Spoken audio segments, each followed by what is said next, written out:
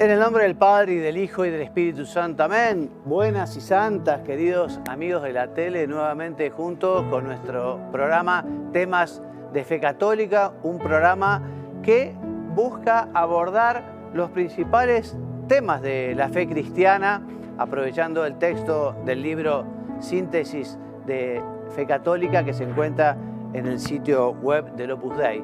Y hoy vamos a hablar del porqué de la revelación. No sé si te suena el tema, revelación. Quizá escuchaste que antes las máquinas fotográficas se revelaban. Revelar quiere decir quitar el velo, ¿no? Entonces uno sacaba una foto y de pronto aparecía, ¿no? Bueno, nosotros vamos a hablar de la revelación de Dios, cómo Dios se manifestó a los hombres. El primer punto es el porqué de la revelación, luego la revelación en la historia de la salvación, cómo Dios se revela personalmente y trinitariamente, porque es uno y es trino. Y el último tema es la llamada a la comunión de la fe. Entonces, la revelación. Entonces, en el hombre existe ese deseo natural de alcanzar el conocimiento de Dios. Lo veíamos el programa pasado, ¿no? El hombre tiene esa trascendencia, ese deseo, ¿no?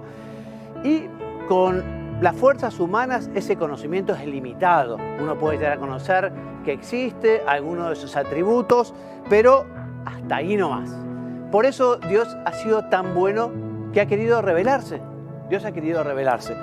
Y es muy interesante cómo San Agustín, que fue un hombre realmente muy interesante, un hombre muy inteligente, tuvo un proceso de conversión muy grande, un día iba pensando, ¿no?, en Dios, en su revelación, en la Trinidad, y cuenta la historia que él iba caminando por la playa, ¿no?, y ve un niñito que iba hasta el agua, agarraba un baldecito y lo ponía en un agujero, ¿no? Entonces miró como efectivamente iba haciendo esto y le preguntó, bueno, niño, ¿qué es lo que estás haciendo? Dijo, no, quiero poner todo el mar en este agujerito, en este hoyo. Entonces San Agustín le dijo, pero eso es imposible. Y el niño, que era un ángel, le dijo, más imposible es tratar de hacer lo que tú estás haciendo, comprender en tu mente pequeña el misterio de Dios. Dios no cabe en nuestra inteligencia, Dios nos supera completamente, no nos alcanza el disco duro, no tenemos suficiente memoria ni capacidad. Por eso Dios no ha dejado al hombre en esta ignorancia, sino que ha querido revelarse. Nos ha querido hablar de Él y de su misterio de salvación.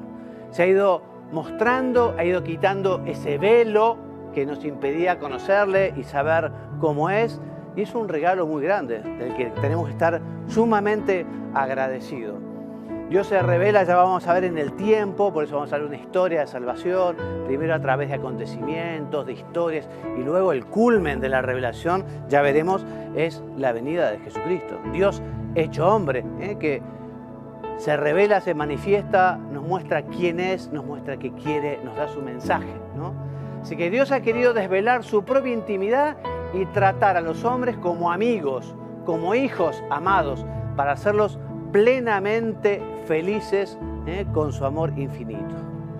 Qué gran alegría. Esos anhelos de plenitud, esos anhelos de salvación que tenemos inscritos en nuestro corazón, en nuestra naturaleza, digamos, han sido saciados por Dios. Evidentemente nuestro conocimiento en la tierra es limitado. Ya tenemos un conocimiento de Dios en la vida eterna, con el Lumen Glorie, ¿no? Pero ya en la tierra podemos saber mucho de nuestro querido Padre Dios, Padre, Hijo y Espíritu Santo. Esta revelación nos ayuda justamente a tratar de encontrar las maneras de corresponder a tanto amor, a tanto cariño. Hablábamos la vez pasada de cómo el hombre es capax Deo, capaz de Dios, ¿no? Bueno, entonces esa revelación que nos hace Dios justamente consigue que el corazón humano esté lleno de felicidad, ¿no?, mucho mayor de la que el hombre mismo es capaz de desear o imaginar. Porque como decíamos también en la despedida del programa pasado, Dios nos quiere felices en la tierra y felices en el cielo.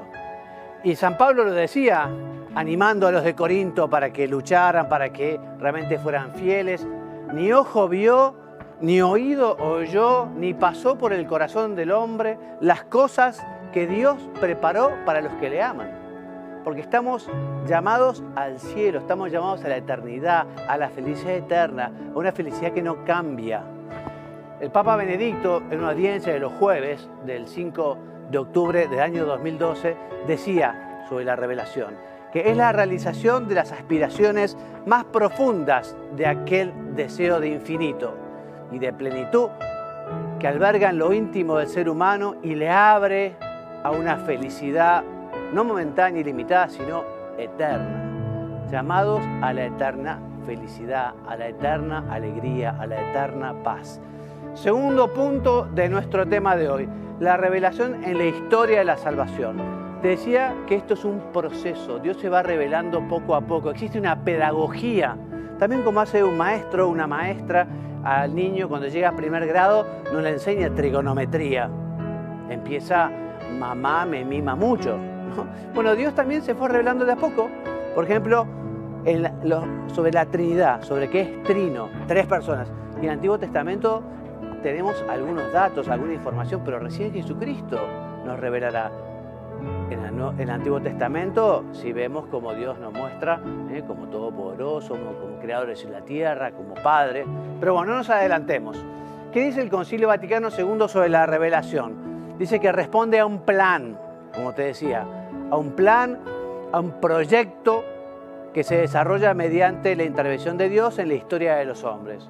Porque Dios toma la iniciativa, interviene en la historia a través de determinados acontecimientos. Primero, por ejemplo, quizás se acuerdan cómo llama al patriarca Abraham, lo elige, quiere que tenga un pueblo, este pueblo será mi pueblo y yo seré su Dios. Después también cómo libera a Dios de los israelitas, de los egipcios a los israelitas, ¿no?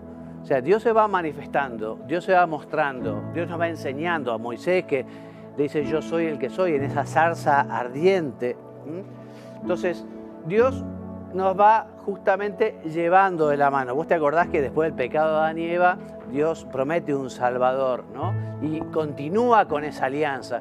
Bueno, esa alianza continúa con el tiempo y justamente Dios con esa alianza es como se va revelando, como nos va mostrando.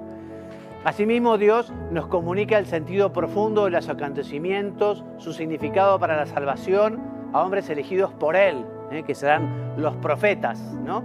Por ejemplo, Moisés y Aarón. Moisés tenía miedo, era el faraón, era tartamudo. Bueno, lleva a tu hermano Aarón. Bueno, ellos se convierten en testigos de los milagros que Dios hizo.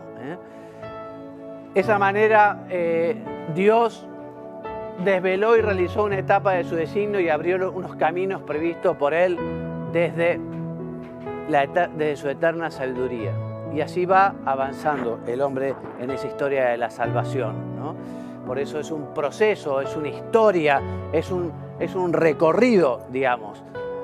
Y estos acontecimientos, esta historia de salvación, está narrada principalmente en la Sagrada Escritura, en la Biblia, ¿no? En el Antiguo Testamento tenemos unos cuantos libros, los más importantes son el Génesis y el Éxodo, pero también el libro de Josué, el libro de Samuel, el libro de los Reyes, nos habla mucho de esa historia de la salvación, cómo Dios va llevando a su pueblo, ¿no? Pero te decía, el culmen de la revelación, el culmen en la historia de la salvación es la encarnación, la segunda persona de la Santísima Trinidad, el Verbo, el esperado, el deseado, Jesucristo, toma en las entrañas purísimas de la Santísima Virgen carne y se hace hombre como nosotros. Ese es el culmen de la revelación, la venida de Jesús al mundo, que marca la plenitud de ese proyecto de Dios. La encarnación es un acontecimiento singularísimo, es lo más importante que ha pasado en la historia de la humanidad, porque ahí Dios interviene en la historia no como antes, a través de personas o a través de acontecimientos, sino que a través de su propio Hijo, Él mismo, el mismo Dios se hace hombre, viene a la tierra. Una maravilla, cuánto tenemos que agradecer que Dios se haya inclinado de esta manera para justamente hablarnos de su designio de salvación, mostrarnos cómo es Él, decirnos cuál es nuestra vocación, a qué estamos llamados. Así Jesús se hace hombre, se hace protagonista de esta historia humana para guiarla y reconducirla al Padre con su predicación, sus milagros, con su pasión, con su muerte y su resurrección.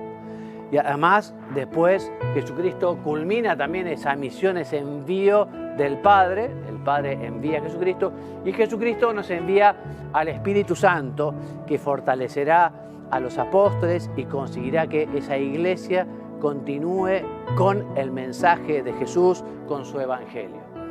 Entonces, esta historia de la salvación que culmina en la vida de Cristo y el envío del Espíritu Santo, además de revelarnos su propio misterio, nos revela también cuál es el proyecto respecto a nosotros, ¿no? ¿Qué es lo que quiere de cada uno de sus hijos, de todos los hombres? Es un proyecto grande y hermoso porque fuimos elegidos por Dios. Y esto es un tema para llevar frecuentemente a la oración, para agradecer y para hacer un poco de examen de conciencia. Decir, bueno, yo estoy siguiendo el camino de Dios, yo estoy siguiendo lo que Dios quiere para mí, lo que Dios ha pensado para mí, porque ese justamente es el camino de la felicidad, el camino de la paz, ¿no? No somos fruto de la casualidad, somos fruto de un proyecto, de un pensamiento, de un deseo, de una aspiración que nace del amor de Dios, que es un amor eterno. Por eso nuestra relación con Dios no se debe solo a que Él nos creó en nuestra finalidad, sino que además nos hizo hijos suyos.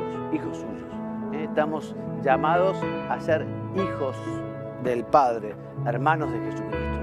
No somos solo criaturas, no solo hermanos. Y por eso el misterio de Dios es el motivo último de nuestra existencia y el motivo último también de nuestra alegría, de nuestra paz. ¿Por qué voy a tener miedo si Dios es mi Padre? ¿Por qué voy a estar preocupado si estoy en los brazos de Dios? ¿Por qué voy a temer?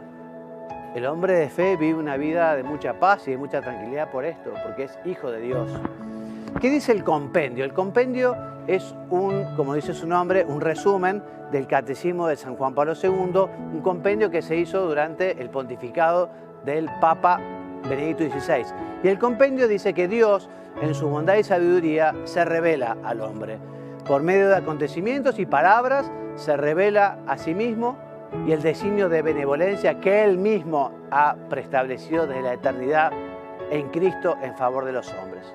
Este designio, dice el compendio, consiste en hacernos partícipes de la vida divina. Todos los hombres llamados a ser partícipes de la vida divina mediante la gloria del Espíritu Santo para hacer de ellos hijos adoptivos en su Hijo unigénito. Esa es la gracia que Dios nos ha dado, que es esa participación en la vida divina. Dios nos ha querido llenar de ese amor. Punto 3. El Dios personal y el Dios trino. Te decía que Dios se fue revelando de a poco. Hay una pedagogía divina, poco a poco, y se ve que la humanidad no estaba muy preparada al principio para entender el misterio de la Trinidad.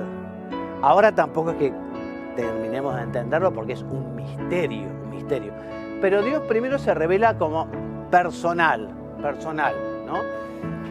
En el Antiguo Testamento va preparando esta revelación, va preparando a los hombres, y esa preparación presenta a Dios como el Dios de la alianza. Alianza que hizo con Adán, después renueva con Noé, después con Moisés, ¿no? Esa alianza en la que Dios se va revelando, le va mostrando al hombre cuál es su vocación, su llamada. O sea, es Dios el que toma la iniciativa de elegir a un pueblo, que es el pueblo de Israel, para establecer un pacto de amistad y de salvación. Yo seré tu Dios, tú serás mi pueblo, y yo como Dios te cuidaré, te llevaré, te haré feliz. Así, Dios no espera ningún beneficio para Él mismo con este pacto, es puro designio de amor, ¿no? Él no necesita nada, porque es un ser trascendente, es decir, infinito, eterno, omnipotente. Es todo por su amor, por su misericordia. Y nos propone esta alianza que, repito, por pura benevolencia, por pura bondad. Es bueno para la felicidad de Israel y la del mundo entero. porque ya veremos cómo después Dios, cuando viene Jesucristo, crea un nuevo pueblo, que es la iglesia del Papa, que es la iglesia católica, iglesia que está llamada justamente por Jesucristo a llegar a todos los hombres, tiene esa vocación católica, todos los lugares, todas las personas. Así que Dios, que nos presenta el Antiguo Testamento, es plenamente superior y trascendente al mundo y a la vez íntimamente relacionado con el mundo, con el hombre y con su historia. Es inaccesible, pero su amor lo hace cercano a los hombres. Inaccesible en ese sentido. No podemos terminar de comprenderlo, no podemos terminar de alcanzar, digamos, un conocimiento pleno. Ya te digo, mejorará cuando nos vayamos al cielo, con el Lumen Glorie, ¿no? Con esa nueva visión. Pero aquí, digamos, es una visión muy limitada, un conocimiento limitado. Pero Dios, como decía el Papa Francisco, es el que nos ha primeriado, ha tomado la iniciativa y nos ha buscado, nos ha estirado la mano para decir quién es Él, qué es lo que quiere para nosotros. Esto es la revelación, de esto estamos hablando. Entonces todo eso da a Dios un carácter fuertemente personal. Dios es persona. Y acá dice algo muy lindo, porque es propio de las personas decidir, elegir, amar, manifestarse a los otros, ¿no? Eso hace una persona. Y es lo mismo que ha hecho Dios. Dios ha decidido crearnos, porque podríamos haber existido, ni podría haber existido el mundo, ha decidido crearnos, ha elegido que seamos hijos suyos, nos ha amado, se ha manifestado, un Dios personal. Y los hombres manifestamos nuestra personalidad, nuestro carácter, con lo que decimos y con nuestros actos. Dios de la misma manera. Dios actúa así también con los hombres. Dios de alguna manera se hace asequible a los hombres, comportándose como para que el hombre lo comprenda, lo entienda, ¿no? Entonces, a través de ello, los demás aprenden a conocernos, ¿no?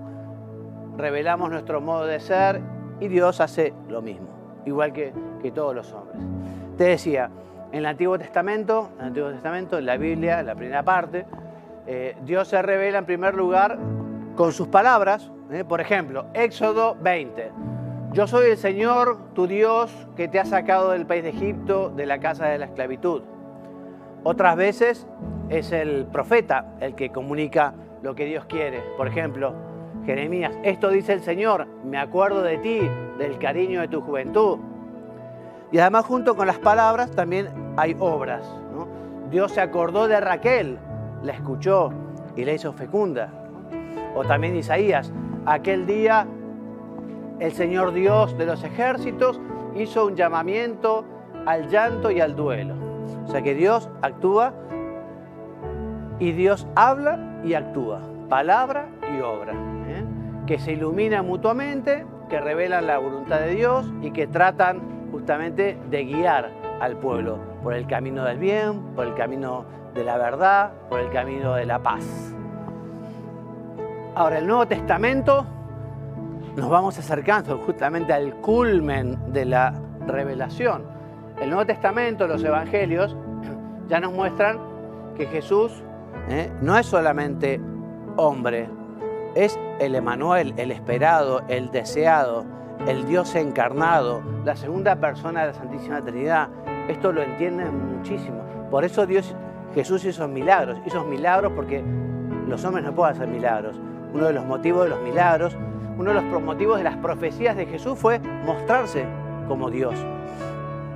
Y los apóstoles creyeron en Él y proclamaron justamente que Jesús es el Hijo de Dios, que se hizo hombre por nosotros y por nuestra salvación. Además, vemos cómo Jesús, y esta es la revelación de la Trinidad, habla de mi Padre. Nos dice el Padre nuestro, ¿no? Entonces encontramos un Dios Hijo, un Dios Padre, y también encontramos la relación de Jesús con el Espíritu Santo. El Espíritu Santo es la tercera persona de la Santísima Trinidad.